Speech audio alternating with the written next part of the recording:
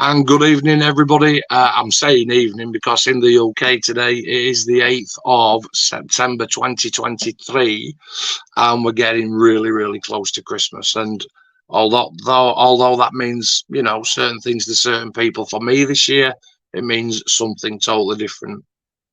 Okay. I'm not just going to chat on my own tonight. Obviously, I'm not that much of a mug. I can fill time up, but not that much chuffing time. I am going to speak to a very special guest that I've asked to come on this evening. I'm saying this evening again because this guy, Andy, he is all the way down there in New Zealand. And obviously I've been on Google and I've sort of like said, hey, up Google, what time is it in New Zealand? And she always tells me it's 11 hours in front. So I've had to schedule this broadcast, this recording, for sort of 10:30, 10:40 p.m. on my Friday night, so that it's 9:40 a.m.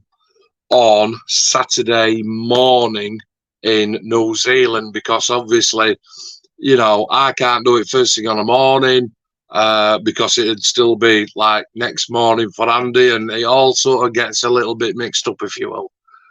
So pinged Andy the other day and said, Andy, I need to talk to you, mate, because Kitsforkidsproject23, we're getting to the back end of it now. And we've got some great news coming up with Luke and the guys at Black Rifle Model Works. And we want to have a chat and a catch up, really. We've never chatted like this. You know, we've pinged each other on Messenger like you do, which is fantastic. It's like type a message, ping, you know how it works. And before you know it, it's over there. But again, because of the time differences, it's like I will say to Andy, da-da-da, and there's no answer, and I'll be thinking, oh, shit in hell, and then he'll go, 4 hours later, say, oh, I'm sorry, Mark, it's, you know, it was 2:30 in the morning, mate, I was still in bed. And I get that, fair play. So, Andy from New Zealand, I am going to give him a couple of minutes of his own time as well. I'm just going to introduce him now onto the I'm going to call it the stream, even though it's not a live stream, it is a stream. The reason again that we're doing a pre-record is very, very simple. 11:15 at night in the UK, we've just had a chat about it now, and I said, Andy, do you fancy going live, or do you want to do a pre-record? I'm not fussed, Matt, whatever you want. The benefits of us doing a live stream, obviously, is that people can ask questions. The downside to doing a live stream at 11:15 at night on a Friday, when you've all been in pub and you've all had a few parties, nobody's going to be there to ask any questions. So bugger it, I said, sorry, Andy's. Do you know what, Matt? We'll do a pre-record, and then I can edit it and do one thing and put some pictures up, etc., etc. Okay, so without further ado, because I've taken up 3.5 minutes of your time already, Jesus Christ, Andy Taylor, good morning, evening, whatever time it is, from New Zealand. Hope you're well. How are you, sir? I'm very good, Mark. Thank you very much for inviting me to do this. And good evening to everyone in the UK, and good morning to everyone else in the lower hemisphere where we are. And I'll start off by saying sorry to the All Blacks. We just lost. First stage, it's the first round of the World Cup. So it was a bad start to the morning, I'll say that. That's about Oh, dear, mate. Unbelievable. Absolutely. Personally, not a rugby fan. I never got into it when I was a lad. Obviously, I know that it's massive in New Zealand. I have got a mate in New Zealand, actually. I say a mate. It's a guy who I used to work with, 10 years since, and he just sort of said, oh, one day, yeah, I'm moving to New Zealand. Like, what? Are you kidding? And he's gone. He has gone. He's been there for the last 10 years. I'm not going to say who it is, because it's same as what the... there's an old joke, Andy, but in this country, mate, it's like from World War II as well. When the GIs were over here, and where were you stationed? Oh, I was stationed in Leicester. You know Jim that lived in Leicester, and it's like, yeah, no, mate, I ain't got a clue. So there's no point me talking about me, mate. Yeah. What time is it over there? Now it's 10 to 11 at night on a Friday night. What time have you got, mate? It's just a smidge on 10 10 to 10 in the morning on Saturday morning here. And it's a beautiful. So don't even. So you've already been and done your sleep time, and I'm going to go and do my sleep time. So much for the flat earthers. Let's start with Andy. You've got the floor for a couple of minutes, right? Tell me what you do, because I know that you run a YouTube channel, and this is for the viewers as well. And you run a Facebook. So tell me about them two. What you got? Okay, so I started the YouTube channel under my current display name of Tomcatter11 many years ago, and then as I started getting more heavily involved into scale modeling, joined various model clubs and did IPMS competitions and stuff, I thought, well, I needed to create content around that, because I was just putting anything and everything up on the channel, and no one was interested, quite frankly. Yeah. And to be honest with you, I wasn't that interested in it too. I was just putting it up to make up the numbers. So it probably started around 3, maybe 4 years ago, when I decided to change the channel name and put content around the scale modeling thing. And I'd already I began crossing that over to the Facebook page of the same name, Zone 5 Aviation. So probably more of my content goes on Facebook, because of linking different aviation articles, photographs that I've taken of various aircraft, been on holiday and photographed many other aircraft. So a lot of my content goes on there. But whenever I want to do an update on a model kit, I'll shoot a short video. And so that's where it really started, just to bring it all together into one place, that if I mention in conversation, I run this page, have you got a YouTube channel? Have you got a Facebook channel? Well, there it is. And so that's the crossover right there. So yeah. And in New Zealand, because I'm playing the complete and utter naive card, New Zealand scale modeling, what we like? Is it busy? Is it thriving? Is it underground? What's the crack? It's quite, you never realize how big or popular anything is until you're actually involved in it. But the thing about New Zealand is that it's very big on remembering its wartime heritage. So the old wartime aircraft, likes of the Spitfires, and we've got Harvards, Texans, we've got F4U Corsairs over here. So they're very good at remembering that, and the efforts that New Zealand's made, their contribution to the war effort. And so a lot of the scale modeling relates around that. So predominantly the stereotypical modeler in New Zealand will predominantly only build wartime aircraft. Yeah. And then there's the few of us that more specialize in modern era stuff, and particularly as my interest is in United States Navy. And so that's where the rest of us fit in. That doesn't mean to say that I won't build wartime aircraft. I do, and I enjoy it, and with my my volunteering with the New Zealand Warbirds Association, working around those types of aircraft, it's only natural that was going to rub off. And so, mate, my fair share of P-40 Warhawks and Spitfires and all that kind of thing. I'm no stranger to it. But that's the kind of environment that the scale modeling in New Zealand is. And with my involvement with the Scale Model Club, contributed to various competitions and shows around the country. And it is popular. Once upon a time, there was the notion of, scale modeling was a dying hobby. It was once upon a time before, but in the last sort of 20 years with, you know, CAD design and that kind of thing, the thing has blown up again. You know, gone are the days when you go down your local newsagent and buy a model kit for £10 or $10. It just doesn't happen now because the design costs more, materials cost more, so it's only natural that cost goes up. But the popularity of the hobby generally is quite good. We have still quite a number of brick and mortar scale model hobby shops on the high street. I was going to ask you that.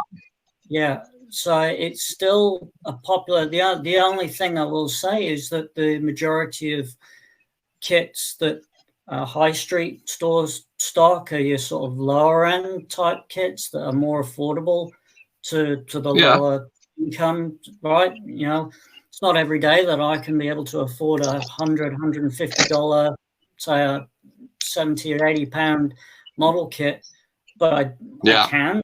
But majority, I'll say, no, I'm not paying that, you know. But my thinking is that while we've got these high street model shops that we can just walk in and browse hours on end, keep them going. Support your local. Support those very much so. Willing to go that extra mile to say, come and have a look.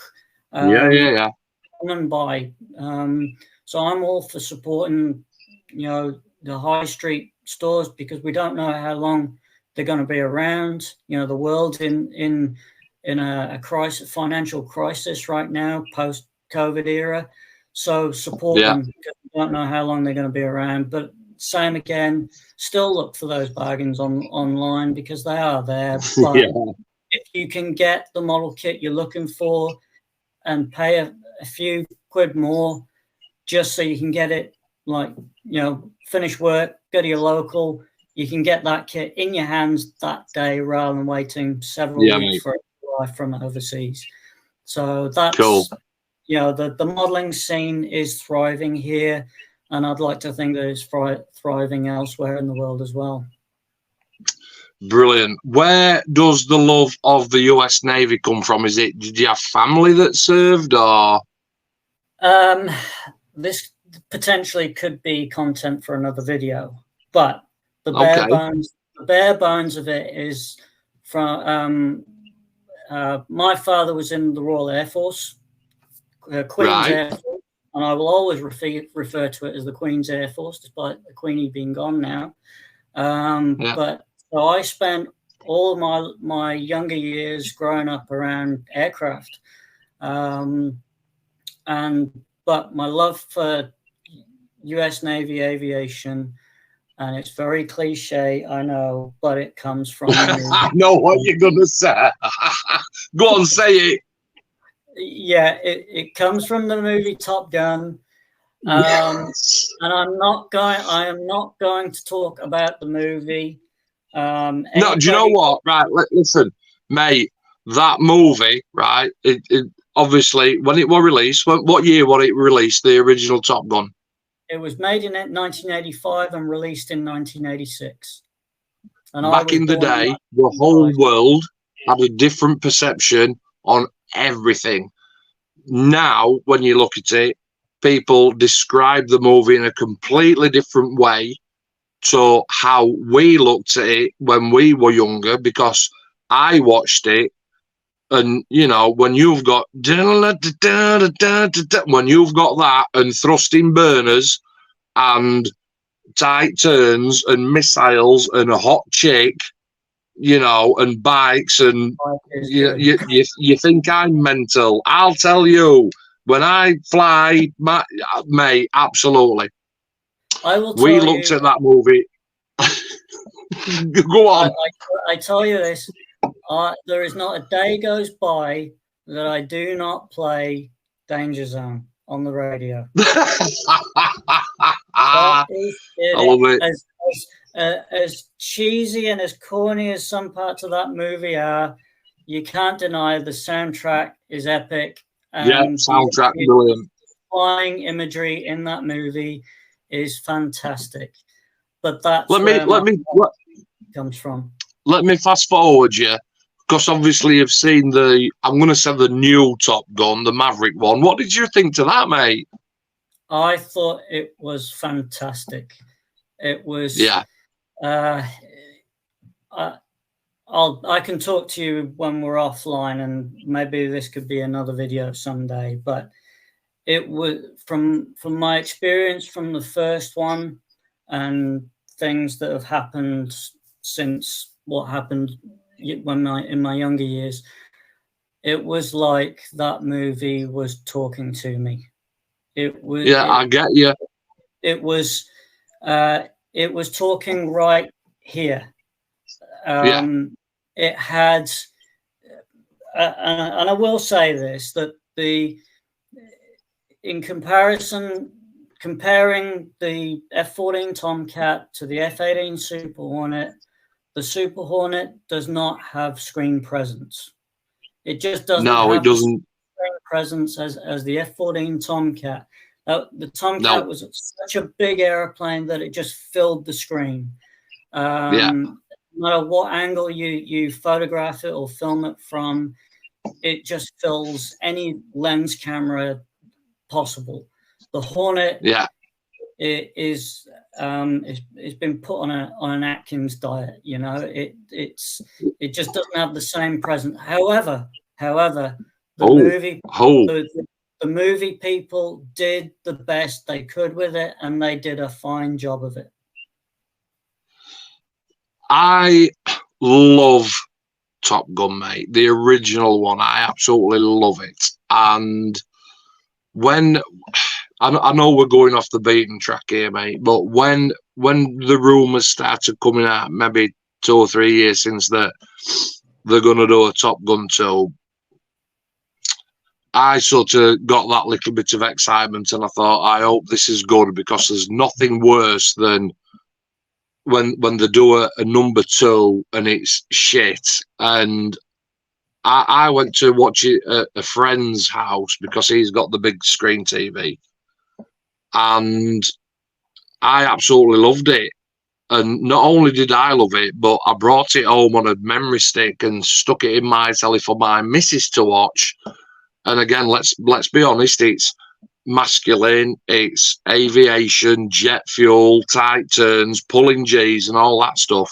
And even my missus loved it. We love it. We think it's brilliant, mate. I think it's one of those movies that even if you're not into aviation, if you just like a good movie that's got pace, it's got action, it's got a bit of a love scene, you know, and all that sort of thing, it's a great movie on all levels. You know, anybody can watch that and think that was a good movie. You know, I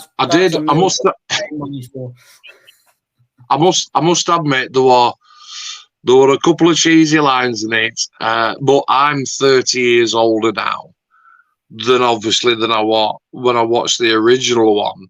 And you can see, you know, you can hear the dialogue, and you can see what the people who are writing this script in this movie are trying to do. A couple of cheesy lines when he's sat in the cockpit and he says, you know, talk to me, Dad.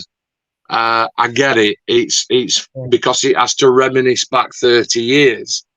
But I just thought, that were a little bit cheesy, but it did sort of fall in with the story of the film. Yeah. It absolutely did, and there was enough memories and little elements in the new movie that connected it all together. If you hadn't, you could still watch the new movie on its own, but it helps if you've seen the first movie, because it links it so much together. But it's got all the new stuff in it, you know, for the new generation. Yes. And I think that's it's a new movie for a new generation, but just enough in it for the previous generation to think, yeah, this is it. And as soon as those credits roll, as soon as the credit title rolled with that music, I thought, I'm back. I'm absolutely going to blow your mind with this one. So obviously, I think the movies in this day and age that have franchised things to death, Star Wars, Fast and Furious, things like that. You think of Top Gun now, right? So we've got the original Top Gun movie and we've got Top Gun 2 Maverick. What I would personally like to see is the prequel to Top Gun, where his dad gets shot down in an F4. Yeah. And take the movie that way, and let's see what that were all about, and that leads up to the original Top Gun movie. I digress. Definitely. I agree. Definitely. Absolutely. Right. Reason that I've asked you to come on, obviously, chat about yourself, chat about us. You can see across the bottom of my screen there, I've got a little caption that's going across that says Kits for Kids Project 2023. Reason I've asked Andy to come on to this stream is because Andy took note of the project that we started in January. And got hold of me and said, how's it going, Mark? And I said, well, we're up and running. I think we've got 10 quid in. And Andy threw a fuel bob in, and I'm not going to disclose what it is. I did ask him off camera if he minded. And Andy gave the same answer as to what I would give if it were all the way around. What I will say is, Andy didn't just give us a step up towards our £5,000 target. Andy gave us an incredibly enormous step up to our £5,000 target. Target at the moment is still 5k, which is a lot of money in the UK, Andy. Well, it's a lot of money anyway, mate. And we are currently sat at a shade over £3,000. So, on the 29th of September this year, myself, Black Rifle Model Works, Luke, Stuart, and the guys, they're going to do a live charity auction on their Black Rifle Model Works YouTube channel on a live stream. It's on a Friday night. And what we're going to try and do, mate, is raise the last £2,000 to meet this target. Question is for you. You are, how many miles is New Zealand to the UK? How many miles do we know? It's somewhere around. Actually, I have no idea. It's several 100,000 miles. It's a long way. It's a long way. Question is, how does a guy in New Zealand who's watched one or two of my videos, made a video on me about tornadoes, and I actually had a friend of mine say, Mark, you'll never guess what, you need to watch this channel. How does a guy all that way away that barely knows me, watched a few of my videos, chip in to a project that I've set up with Luke and the guys at Black Rifle, so many thousands of miles away? Why does a bloke do that? I am completely intrigued. For the simple reason that I believe in a project like this, because obviously the beneficiaries that are going to be of this fundraiser are kids that probably feel like they're on the knees. Yeah, I've been there, and whenever I was very young, I was in hospital. I was in those kids' situation, and I know what it's like whenever you feel like perhaps you're the only one in the world, and you're stuck in a situation that you can't do anything about, but others are trying to help you out, but you still need that spark or just something to lift you up. And I'll start from the beginning. That the only reason I came across yourself was because I'm I like tornadoes. I grew up around tornadoes, and I was searching for a particular video about building a reverse tornado, which I know you've built many, and that was how I Yeah. came across your channel. And Right. then the more I was watching, I thought, I like this guy. This guy's onto something, and the work that you do with your club, I think is amazing, and I wish more clubs would do the same with what you guys do. You're very active in supporting your local charities, keeping your members active in doing different activities, which I just think that you and your club should be the role model for every other club, no matter how many members it has, no matter what they do. Your club should be the role model, because you're always doing something. You're always looking after those who are in need. Now, I would say that not very often that I'm very charitable, but when it's something that I truly believe in, either through personal experience or someone I connect with, in whatever it is, that's when I think this needs help. This needs recognition. And so, relating to the whole Kits for Kids project, we discussed it before we recorded this, that my very first exposure to a model kit was when I was in hospital, and the guy in the next bed bay from me, he pulls out an Airfix 1/72 scale Avro Vulcan, and I'm like, that's epic. That's brilliant. I don't ever think I actually saw the guy build it. He may have, I may have seen it through the window at some point, but I just thought, that's cool. That's cool. That is very cool. And obviously that led to me getting involved in it later on. But being in that situation of feeling helpless, and that kid having that model kit in his hand must have been like he'd won the lottery. Who gave it to him? Absolutely. I don't know, but just something as small as that, which I think is the basis of this project. I think that can help many more kids put a smile on the face, even just for 5 or 10 minutes. If that's what it does, if that's what it takes, then that's why I contributed what I did, because this needs to happen. It's a phenomenal contribution. Tell me, you were in hospital, you saw that, right? Mine, and I've told this on my Spotlight Star, I was a young lad playing football in the school playground, and the headmaster's office window was there, and being the cheeky young scamp that all young lads are, age, 7, 6, 7, and we always used to give each other a little coggy up to have a look through headmaster's window.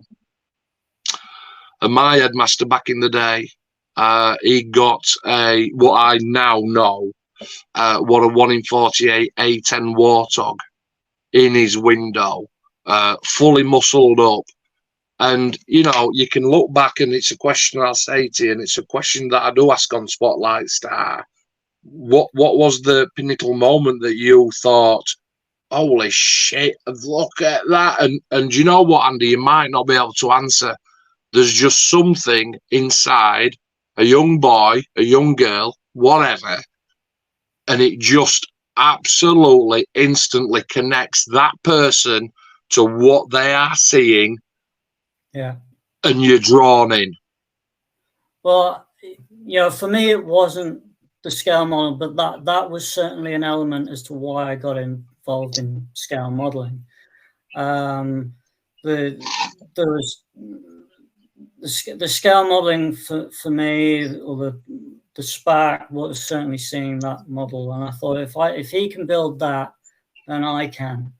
And then several years later, whenever I did get out of hospital, my father built my very very first model for me, and that's when I really knew that I had to get involved in this. And I actually still have that model today, and it's a Really, little, what is it? Tell me what it is, mate.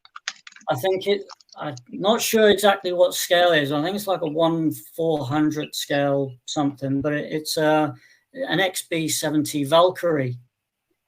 Wow. So it was an experimental aircraft back in the 60s, and there was only ever two made. One crashed, and one's in the museum at Dayton, Ohio. Is that the one with the?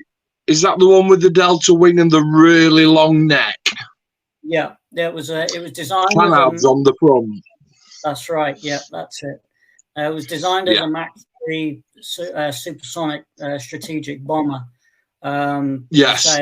Only two were ever built. One crashed, and one's in the museum, the United States Air Force Museum in Dayton, Ohio. And all right. Yeah, so that they still it's in a very well air-controlled museum, and occasionally they do roll it out whenever they're shuffling airplanes around. And really, it's on my bucket list that one day I want to go and see it, because I was just going to say that. There's back in the day when aircraft were experimenting with such high-speed aircraft, and that's when the likes of the F-71 Blackbird came along, because a lot of that supersonic research was done with the XB-70, and a lot of it went into or a lot of that design and modeling went into the Concorde as well. So the Americans provided some of that research for the Concorde as well. But seeing that model, and then obviously I watched programs about it. Yeah, that I thought, I want to build aircraft like that. That's beyond cool, you know. So did you do it when how old were you then when you picked it up as a hobby?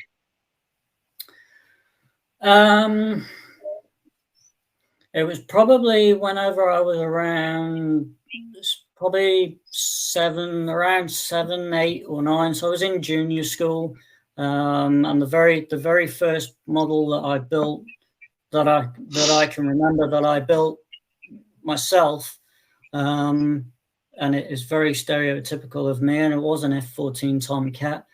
I built the thing straight out of the box. I didn't even paint it. I just built it, put all the weapons and everything, and I put it on top of my TV.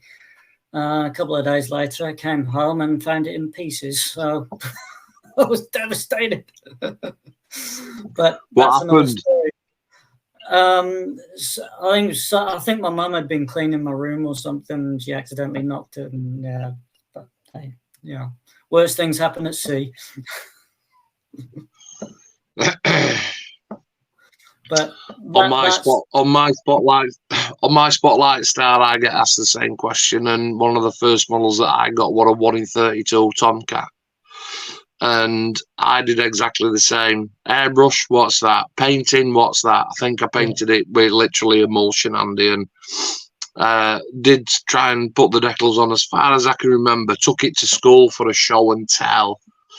And the school bully took it off me and went, "Let's see if it flies." Smashed it into a million bits. I'm pretty sure as a young boy, I was absolutely devastated, because obviously I'm 52 now, so I've carried that memory with me for all my life, which means it must be poignant. But yeah, I was absolutely devastated, but at the same time I also knew that I loved the hobby. Dropped out of it when I was 14. Did you stay with it throughout the teens and the 20s and what have you, or did you drop off? I dropped off probably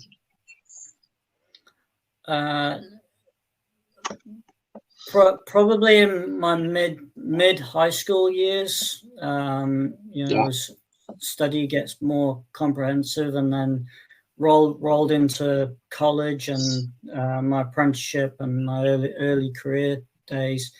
But I probably picked it up again. I think it was about halfway through my apprenticeship in around 2007 or 8, thereabouts. So it's quite a long gap, you know. Yeah. Probably the last models that I built before leaving high school, I built a couple of 1/72 scale Sea Kings, the Airfix and Revell Sea Kings. And those were probably the last models that I built before, you know, leaving the roost and, you know, going off on my own, you know.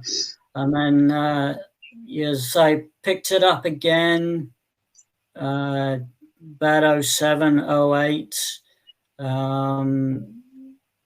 Built a couple of things. And then it wasn't until I moved over to New Zealand in 09 when I thought I need to pick this up again. And, you know, I bought a Revell 48 scale F15E with the tiger markings on it. I built that up. Built an Airfix 148 scale. That's when I started getting into 48 scale. So I'm going big here, you know, I'm going from 72nd to 48. Built an Airfix 48 scale Buccaneer. And then that's when it was round about that time when I thought, I want to get into a club environment. I want to be around more like-minded people with this, and, you know, improve the craft of, you know, because I thought, well, if I get into a club environment, there's going to be people there that are more experienced, and I can start really developing my skill, you know, rather than just slapping paint on it. You know, the image I had was the typical IPMS image. You know, I just wanted to get to that point of being able to build just a perfect model. And obviously into the airbrush thing as well. So I did that, got in touch with my local hobby club. By that time, it was around, I think, about 2011. So I'd been here about 18 months, you know, got settled, work, that sort of thing. Tell you what, moving to another country is a big effort. So it takes a while to find your bearings, get to know people, you know, house and work and that sort of thing. So once that was established, then that's when I got in touch with the model club, and then started developing techniques. Bought my first airbrush through, you know, with the knowledge that those guys were passing on, you know. And it's surprising how quickly, you know, if you're really in tune with it, and you want to absorb all this knowledge, it's very difficult. It was very easy and quickly you can go from, say, this level to this level, and then beyond. You know, you can go up levels very, very quickly just by listening to people, going to the model shows that we used to partake in, and it was surprising how quick that developed. And, you know, you never stop. As with anything, you should never stop learning. There should always, you know, no matter, with every model that I build, and I'm sure you're the same, you should always try and learn something new or try something new. And if it doesn't work out, you try something else. And it's an ever-evolving process. And that's kind of where it started. And so very, very quickly I established myself with the model club as part of the core group of people. You know, we only had probably, on a good day, probably 8 or 9 members show up. And on the books, probably only about 21, 22 members on the book. So it was a very small club, you know, by comparison. But I very quickly established myself as being the core, a part of the core group of modelers that were on their game, you know. And so whenever it came time you know, the chairman of the club, he said, look, why didn't you enter into competition?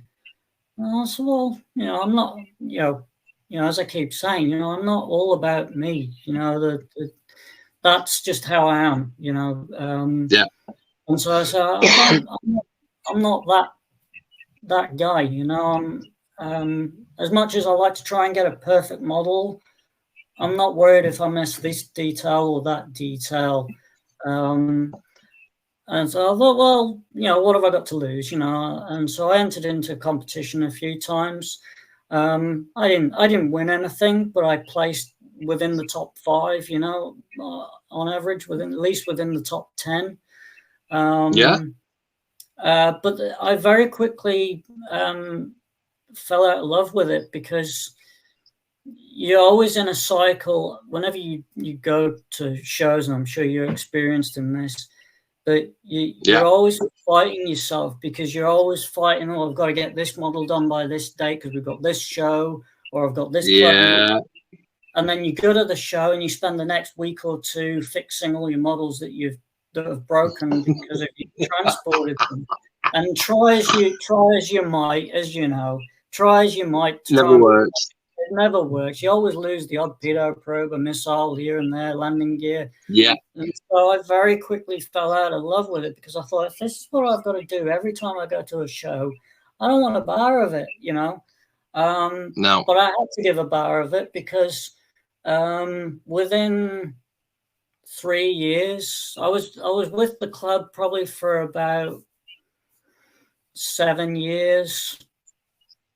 But after 3 years, I became the secretary for the club. And so I was put in a position of organizing all the shows that we went to, liaising with the show organizers, setting up this, that, and other, you know, paperwork and all that kind of thing, you know. So I was put in this position, so I did have to give her stuff, you know. So I was kind of stuck with it for a while. Yeah. But I thoroughly enjoyed my time doing that. But now, you know, I don't have much to do with the club anymore, because, you know, whenever I whenever I left my previous job, the job that I currently do now got more intense, and so I didn't have the time anymore, particularly to do the secretary stuff. I handed over the secretary role, and then stayed with the club off and on for a while, and then I just didn't have the time for it anymore, and I just moved, you know, just moved on. That was simple. It was, you know, and concentrating on my career a bit more, trying to grow up a bit, and so now I just kind of model for myself, but I have a core group of friends that and yourself, and the YouTube and Facebook page, just that's where I focus my energy now. Just model as and when I want, you know. Just moving back then, so seeing that in hospital, that's ignited a fire in your belly to say, I definitely want to support my Kits for Kids Project 2023.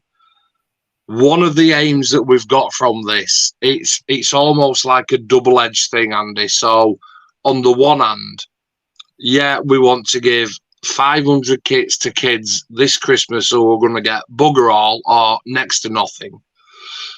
We are donating to hospitals and centres for underprivileged kids.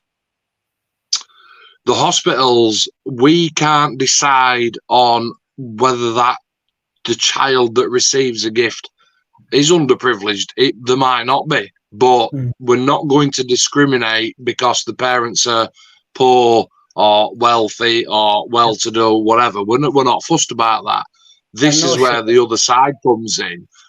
The other side is from, and you've told that poignant story there, in that we're hoping that out of 500 kits that we are, fingers crossed, going to be able to get this year, as a percentage, you say out of 500 kits, how many of those kids do you think are gonna look at it and go, yeah, next, not for me? We want 1%, 5%. I know 10% is a big number, but 10% of those kids to feel exactly like how you felt and exactly how I felt when I saw that A10, when you saw what you saw and you go, I need to do that. And that's where we're hoping that next generation of builders comes from. Do you know what I mean?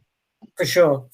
And it's things like this that need to keep the hobby going. And you can't force things on people, but you just hope that there is a small percentage that will say, well, I quite enjoy doing this. Yes, there'll be the kids that might build it and not give a thought about it afterwards, and that's fine. Yeah, absolutely fine.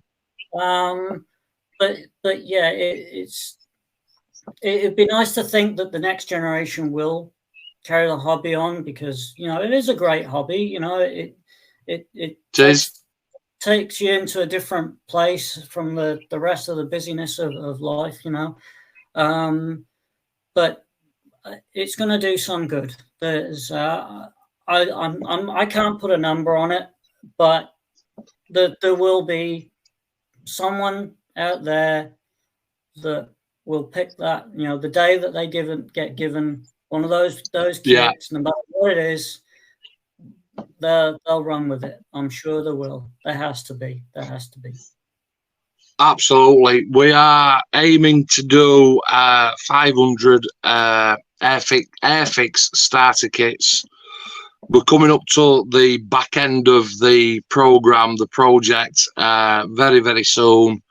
I think the chat room that we've got, the Kitsforkidsproject23 chat room, there's me on it, Luke on it, and the other ambassadors, Clive, Fred, Luke, Stuart, Ange, who's looking after the number side.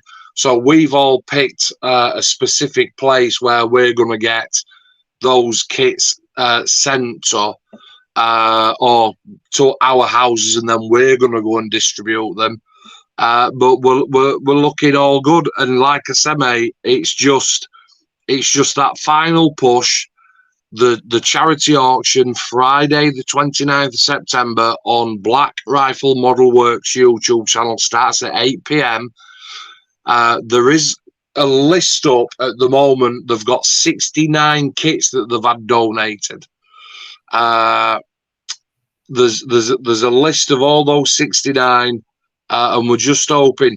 You think of this, you do the math, you say, right, well, you're £2,000 short, 60 quid, 69 kits. So if each kit sold for £10, we'd make 690. Double that for 20 quid, you'd make 1,300 quid. And then another 690, that'd make it £30 a kit. That's all we need. If all those bits and bats sell for an average of 30 quid, we will do the £2,000. As soon as we've done that £2,000, as soon as we hit that target, mate, we are back in touch with Airfix. We're saying, this is the money that we've got. How do you want me to send it to you? And when can I have my kids? Because I've got kids that I need to look after in one respect for Christmas. I'm sure that Airfix, I do know that, from involvement with the club, we used to do a Kits for Kids thing at the shows we used to attend, where we would get a batch of kits, and the kids could, for a gold coin donation, could sit down and build a kit for a morning. And so I'm sure that they're aware, and if they're not, they should be, that hopefully this project is underway, and I should jolly well hope that come the day you come knocking with your money, that they have kits on hand to dish out to you guys. And if they don't, they need to be. Yeah, don't worry, mate. Myself and the team I know that the chap called Stuart and Luke. I know that I must say, do you know what? They're doing an absolutely phenomenal job, and we've been recording for 50 minutes. I'm going to take 1 minute out at a time because I need to pass on my absolute debt of gratitude to Luke, Stuart, and everybody else who has helped in whatever shape or form.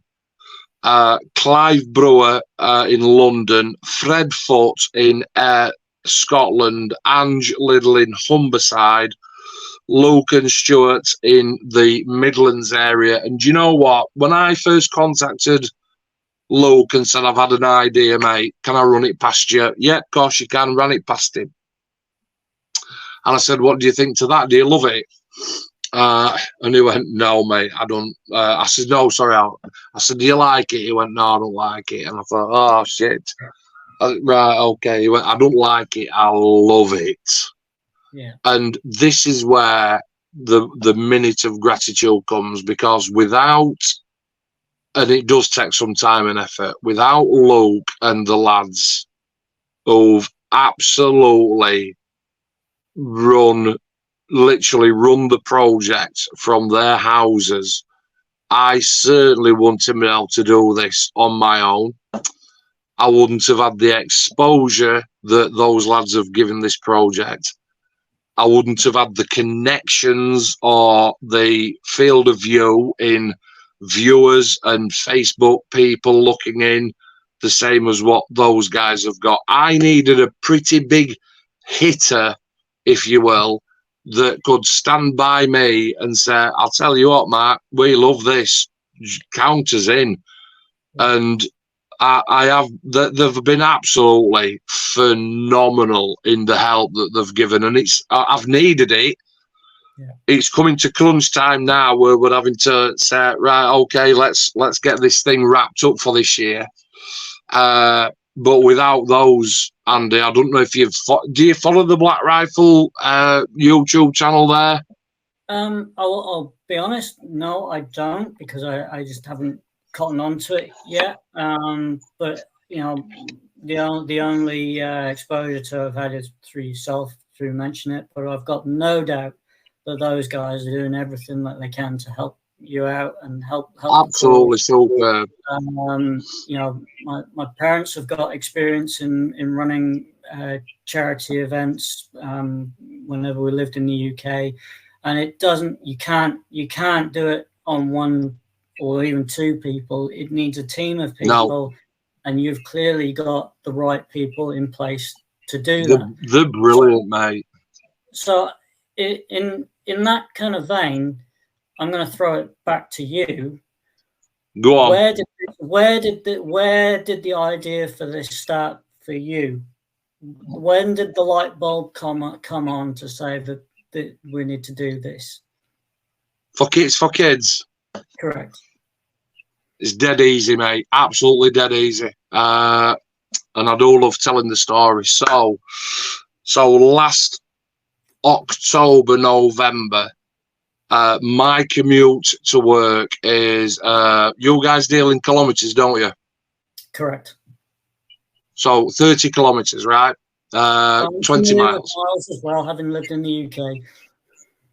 20 miles. So 20 miles. And on the journey to work, I'm listening to the radio. And we have a radio station over here called Heart FM. And the presenters on there, two great characters. One's called Jamie Theakston, and the other lady, she's called Amanda Holden. And all through October and November, it's song, competition, advertisement, and then they're saying, look,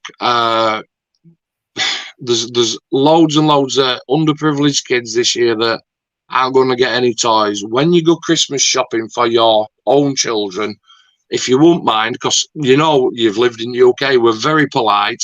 So if you wouldn't mind, would you possibly consider buying another present and donating it to us so that we can give these toys out to to the local charities and the kids' hospitals and one thing or another. And I was driving to work, and every single day, mate, October, November, right into December, and it's almost like a subliminal message, Andy. It's bombarding you all the time. And I was driving to work one day, and I thought, do you know what? I ought to buy a kit. I ought to buy a little kit and send it to Art FM. I'm sure that they've got some regional places where you can drop it off and da-di-da. And I was driving a little bit further, and I thought, do you know what? I'm not made of money, but they're not expensive, these Airfix kits, mate. I wonder if I ought to buy 10, because out of 10, I might get one of the kids that goes, I'm better now, I'm out of hospital, I've had my tonsils out, I've had my collarbone fixed or whatever. Mum, is there any chance for Christmas I can have? I like building that model. Can I have some more? Can I have some more, please, sir? And then throughout my working day, and I've got to concentrate so much at work, Andy, it's untrue.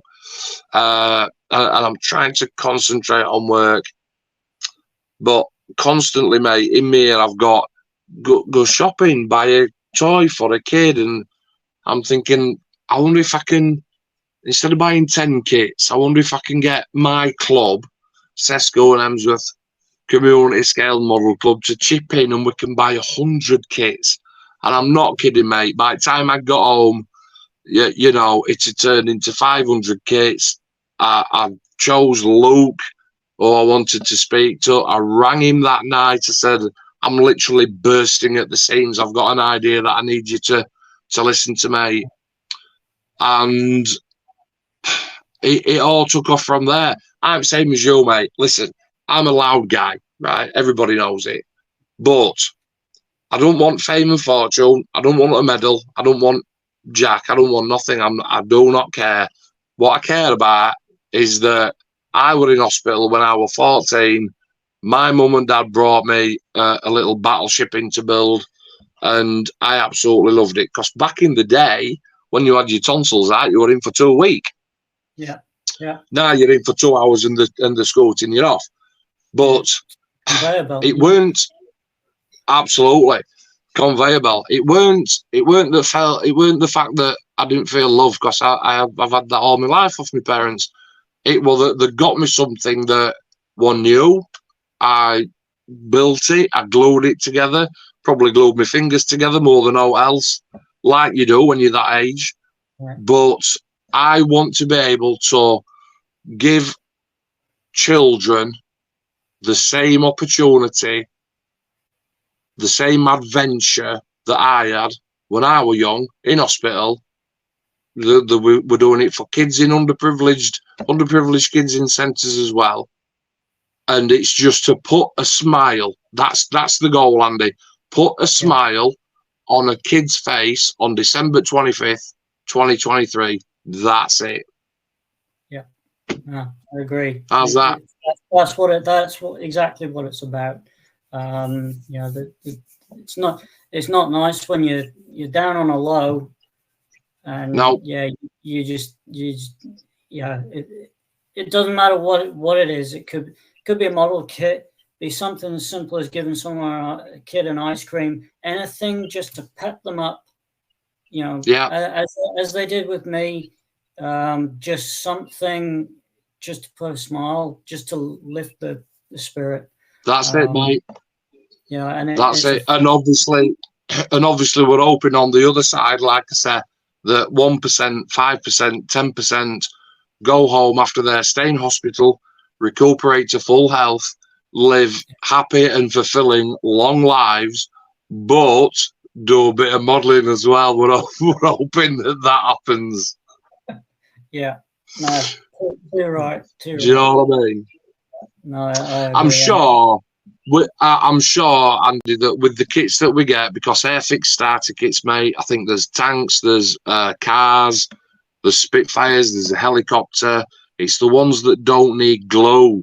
And we can't tell the doctors and nurses who to give the kits to. We can't say, make sure that you'll give all the little boys tanks and Spitfires, and you give all the little girls a car and a tractor. We can't say that, but we're hoping that they use a little bit of common and happens, you know, take them round on a trolley and say, do you want to pick one of these to make?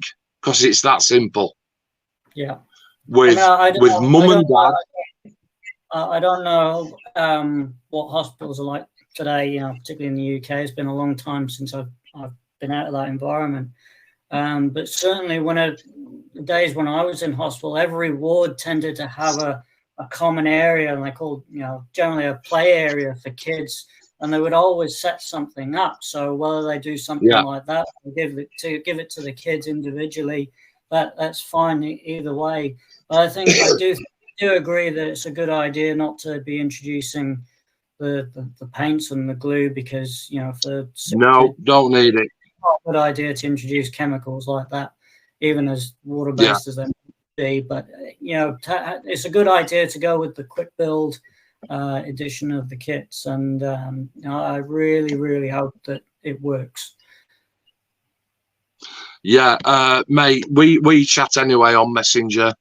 Probably not as often as we should, but you're very much involved in it, mate, and your contribution's been absolutely unbelievable, absolutely outstanding.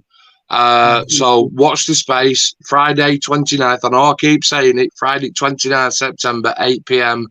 UK time, watch for the auction. I'm hoping that come the end of the night, I know what we've got in the bank.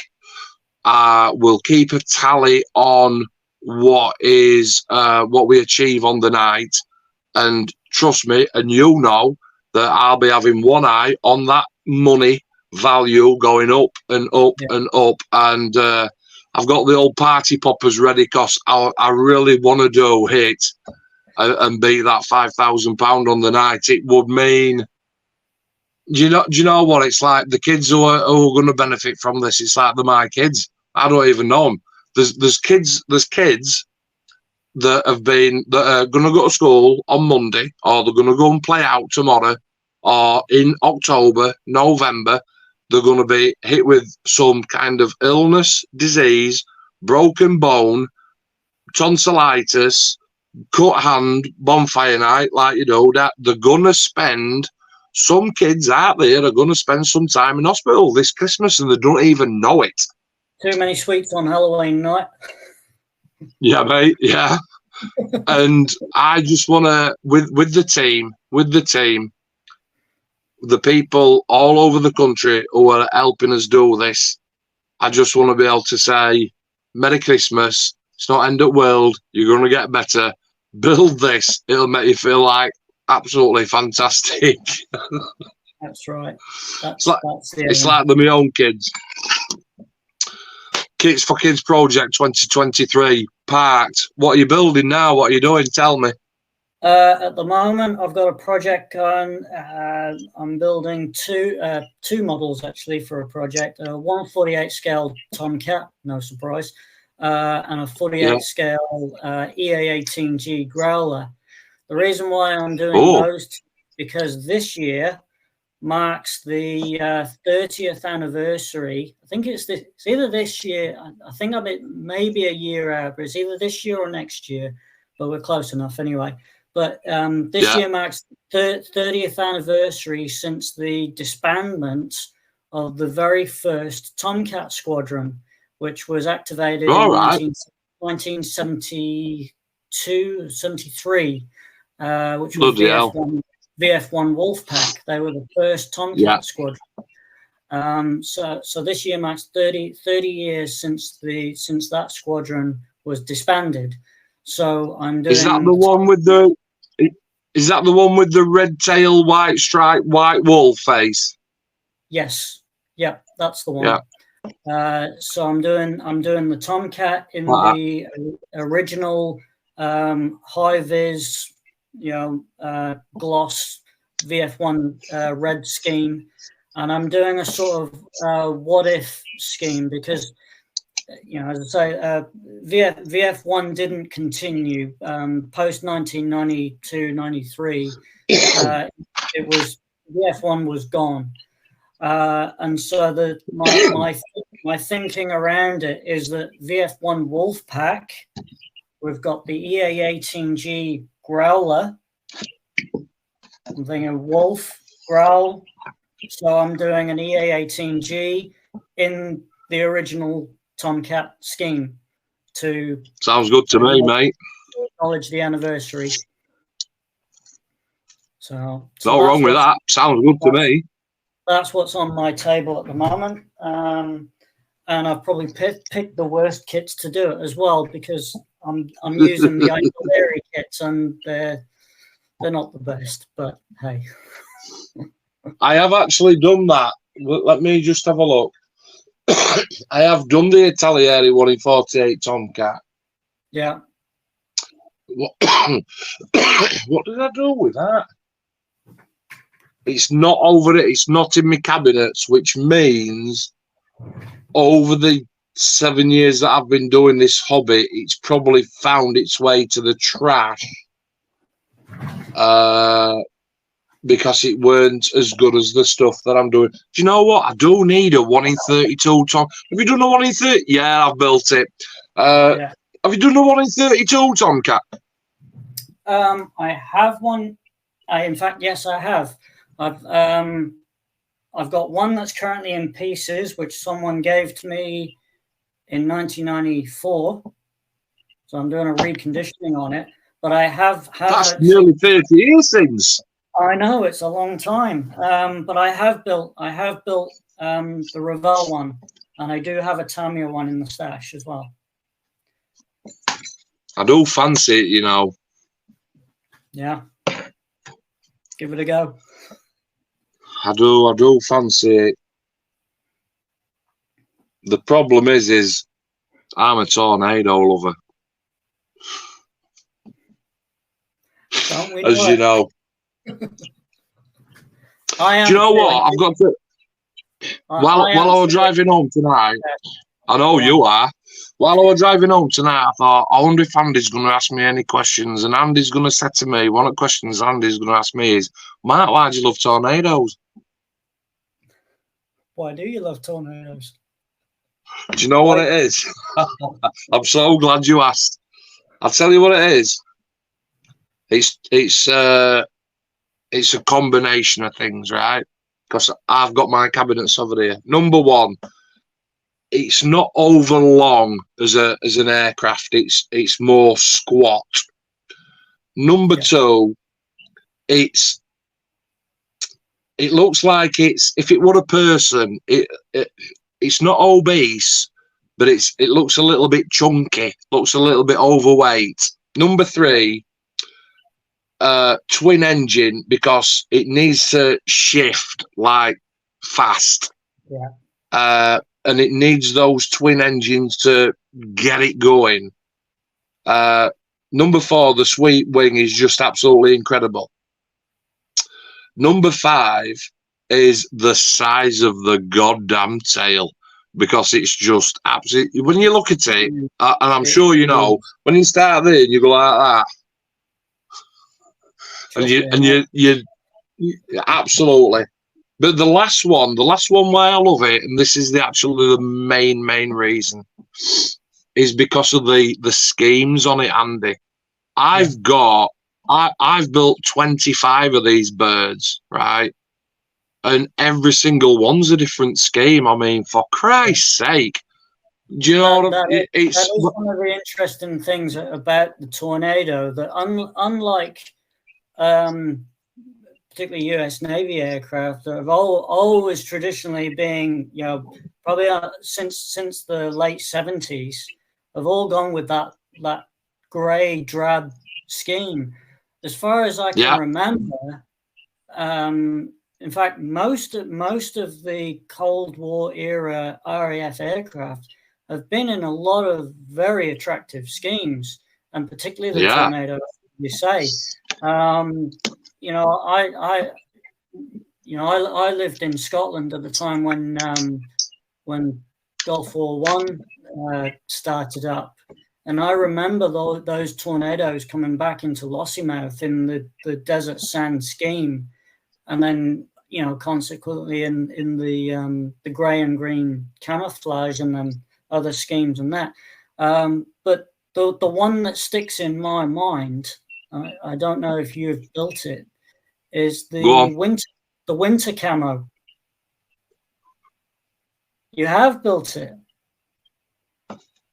I see. That is the one that sticks. That is the one that sticks in my mind the most. Yeah, he's off. I'm just on the other side of my shed, and I am going to get the bird out. I don't need. What do I need? Oh, here we go. Here we go. Let me just put these couple of bits to one side and pop her down there and take a seat. And then I will lift her up for you. And there you go. Oh, you beauty. And it's in the squadron that I was thinking of too. There's 2 AC squadron. That's stunning. How's that? I am very jealous. Not. How's that? That's very cool. Buckets, I've got one closed, one open. Very nice. Which is something that you can do on this kit. It's extremely difficult to do. Unbelievably difficult, along with the drooped flaps as well. Extremely difficult to do. Yeah. But there she is.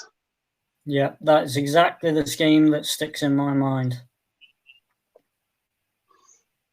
Very cool. There you go. I've answered your question, mate. Good man. Yeah. Cool beans. Right. Let's wrap it up. 1 minute 11 seconds. 1 minute 11 minutes. Listen, it's been absolutely delightful to be able to talk to you all the way down there. I have now got a couple of minutes to midnight, which means that you've got, I'm looking at my clock, you've got a couple of minutes to 11 a.m. on Saturday morning. Am I right? On the dot. On the dot. Andy, it's been an absolute pleasure, mate. A real blast listening to you and talking with you as well. And thank you for sharing all your little experiences. It won't be the last time that we chat, I'm absolutely sure. Once we get chatting, once I get this live stream thing really kicked off, mate, it'd be an honour to have you back on and chat with another four people that we've got on. That would be great. Absolutely, mate. I can't thank you enough for doing what you've done for Kids Project 2023. We will obviously stay in touch. I will follow this story through with you right to the very end, because I know that you've contributed massively, and I know that it's something that you believe in through us that we're going to deliver. So absolutely fantastic, mate. Has it been all right chatting with me tonight? It's been fantastic, and I'll just finish saying by, I've said it before, it's a fantastic effort to go ahead with this and to get everyone else on board with it. There's not enough that can be said to quantify this, but it's just fantastic what you're doing. Thank you. So, everyone out there that sees this video, get out there, keep rolling the money in if you can contribute anything. But do remember, we have still got the Just Giving page going. Absolutely. Yeah. If you search on Just Giving Kits for Kids Project 23, the page is there. Yeah. Absolutely. So contribute if you can. September 29th, watch that auction, and if you can bid on it, just anything we can do to get to the goal end for this, and get Mark and his team to have a very happy day. Brilliant, mate. Absolutely spot on. Right, let me just have a look here, because it does get a little bit technical. First thing I'm going to do is put myself that way and make myself small, as it were. And then I'm going to, you stay there, because I've got to press end recording, which will end the recording. But me and you stay on. So listen, I'm going to say thanks for watching. Next live stream is next Saturday. Today is Friday. I will probably edit this tomorrow and publish it on Saturday, which is Sunday for Andy.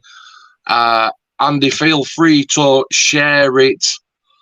In fact, I'll send the link to you, and then you can link that to your YouTube, I do believe, mate. Okay, yep, I'll put it up. And we'll get that sorted out one way or another, I'm sure, with technology. So I'm going to end the recording. Thanks ever so much for watching. It's really, really appreciated. If you've stuck with us through all this time, if you're new to Kits for Kids, I hope that you've learned something. And if you know all about it, like Andy says, please make sure that you watch on Friday, the 29th of September for the auction.